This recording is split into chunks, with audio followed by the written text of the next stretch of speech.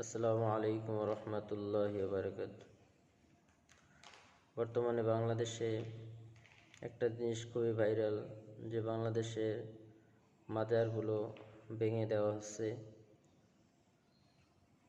তো এ নিয়ে কিছু কথা বলতে চাই। যারা ভিডিওটি দেখবেন অবশ্যই শেয়ার করবেন, আরও মানুষকে দেখার সুযোগ করে দিবেন। আমরা জানি বাংলাদেশ অলিয়া উলিয়াদের দেশ, বাংলাদেশ হক্কানি পীর মাশায়েখদের দেশ। কিন্তু বাংলাদেশ ভণ্ড আউলিয়াদের দেশ নয়, বাংলাদেশ ভণ্ড পীরের দেশ নয়। শুধু বাংলাদেশ নয়, পৃথিবীর কোনো জায়গায় ভণ্ড পীরদের আস্তানা রাখা ঠিক হবে না। তো আমরা উত্তর অঞ্চলে দেখি বিভিন্ন জায়গায় যে কিছু কিছু দরবার নাম দিয়ে বিভিন্ন গোলাপ শাহ, শাহ আলী, অমুক সমক, শাহ আলী রহমতুল্লাহ, তিনি কিন্তু অরিজিনালি ভালো মানুষ ছিলেন। তিনি তো বলে যাননি যে আমার এখানে তোমরা নারীদের আড্ডা তৈরি করো, গাঁজার আড্ডা তৈরি করো, মদের আড্ডা তৈরি করো, তোমরা নারী পুরুষ এভাবে মিলেমিশে এইভাবে রাত যাপন করো, এসব তো তিনি বলে যাননি। তো এখন বর্তমানে মাজারে যা হচ্ছে সেগুলো অবশ্যই কোরআন হাদিস বিরোধী, অবশ্যই শিরক এবং অবশ্যই ইসলাম বিরোধী কাজ। সেই হিসাবে মাজারকে আমাদেরকে অবশ্যই প্রতিহত করতে হবে। কিন্তু আমার মনে হয় যে ওনাদেরকে এভাবে না করে, যদি ওই মাজারে গেলে দেখবেন যে এক একজনের দাড়ি, মোছ, মাথার চুল, দাড়ি নাই, মোছ এক একটা এত বড়, মুখ দেখা যায় না। এরপরে মাথার চুল তা অনেক বড় বড়। এগুলো আমার মনে করে যে ধরে মোছগুলো কেটে দেওয়া, এরপরে ওনাদেরকে চুল কেটে দেওয়া, তারপরে ওনাদেরকে সুন্দর করে পবিত্র করে গোসল করাইয়া এরপরে ওনাদেরকে সঠিক ইসলাম শিক্ষা দেওয়া। থাক মাজারে, সঠিক ইসলাম নামাজ রোজা শিক্ষা দেওয়া। ওনারা বলছে যে আমরা ধ্যানে বসে নামাজ আদায় করি, এটা আবার কোন ধরনের ইবাদত? আল্লাহ তাআলা বলছেন নাকি যে তুমি ধ্যানে বসে নামাজ ইবাদত করো, তুমি ধ্যানে বসে নামাজ আদায় করো? এগুলোর জন্য ওনাদেরকে শিক্ষা দেওয়া, যাতে সঠিক ইসলামটা ওনারা পায়।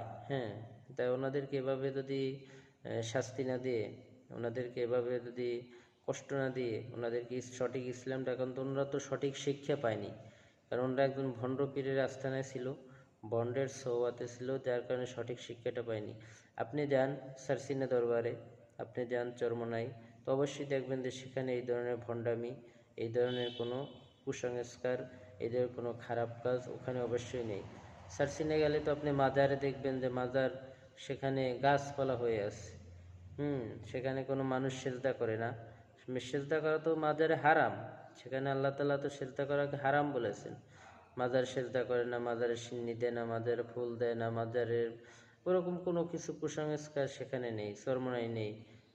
তো এইসব যে ভণ্ড, যারা অরিজিনালি ওলি ছিলেন, এখন বর্তমানে ওখানে যারা দায়িত্বশীল রয়েছেন, তারা কি করছেন, তারা ওই জায়গাটাকে ভণ্ডে, তারা ওই জায়গাটাকে সেরেকে পরিণত করেছেন, যেটা আপনি চরমনাই এবং সারসিনে গেলে পাবেন না। তো ওই উত্তর অঞ্চলে ওই জায়গাগুলোর কথা আমি বলতেছি। তো ওখানে আমরা গিয়ে অবশ্যই আমার মনে হয় যে প্রশাসনের মাধ্যমে যদি তাদেরকে সঠিক শিক্ষাটা দেওয়া হয়, যাতে তারা এই কুসংস্কার থেকে, এই শিরক থেকে, এই ধরনের খারাপ কাজ থেকে ফিরে আসে, নারী পুরুষের আড্ডা থেকে ফিরে আসে, গাঁজার আড্ডা থেকে ফিরে আসে। অবশ্যই তাদেরকে প্রশাসনের মাধ্যমে যদি এই শিক্ষা দেওয়া হয়, তাহলে আমার মনে হয় সেটা তাদের জন্য উপযুক্ত শিক্ষা হবে। কেন? যে ওই মানুষগুলো তো সঠিক শিক্ষা পায়নি বিদায়ী আজ তারা এই ধরনের খারাপ কাজের ভিতরে, গাঁজার আড্ডায়, বিড়ির আড্ডায়, এখন দাড়ি মোছে এমন হয়ে আছে যার দিকে তাকাইলেও লজ্জা লাগে, যার দিকে তাকাইতেও নিজের কাছে ভালো লাগে না। অবশ্যই যারা মাজার ভাঙ্গা নিয়ে দায়িত্ব পালন করতেছেন, আমি তাদেরকে অনুরোধ করব যে আপনারা এভাবে না করে প্রশাসনের সহযোগিতা নিয়ে তাদেরকে সঠিক শিক্ষাটা দেন, যাতে তারা সঠিক ইসলামটা জানে। তারা কি করলে ভালো হবে। নারী পুরুষ যেই যেই মাজারে নারীদেরকে পাওয়া যায়, ওদেরকে যদি পুলিশের মাধ্যমে একটু ডান্ডা বেড়ে দেওয়া হয়, তাহলে আমার মনে হয় খুব সুন্দর হয়। ওরা আর কখনোই আসবে না। স্বামীর খবর নাই, ছেলের খবর নাই, বাড়ি বাসার খবর নাই, ওরা এসে কি করছে, ওরা এসে মাজারে আড্ডা দিতেছে। ওদেরকে ডান্ডার বাড়ি দিলে অবশ্যই সহজে তাদেরকে প্রতিহত করা সম্ভব হবে। নাহলে তো আজকে ভাঙবেন, কালকে আবার করবে, আজকে ভাঙবেন, পরশু দিন আবার করবে। হ্যাঁ, কারণ ওদের পিছনেও তো লোক আছে, ওদেরকে এটা অর্থ দেওয়ার লোক আছে, সব ধরনের লোক ওদের পিছনে আছে। এই জন্য আমি মনে করি যে ওদেরকে সঠিক শিক্ষাটা দেওয়া হোক। আলহামদুলিল্লাহ, আল্লাহ তাআলা যেন ওদেরকে দিনের পথে ফিরে আসার তৌফিক দান করে, এই জন্য আমরা সকলেই দোয়া করব।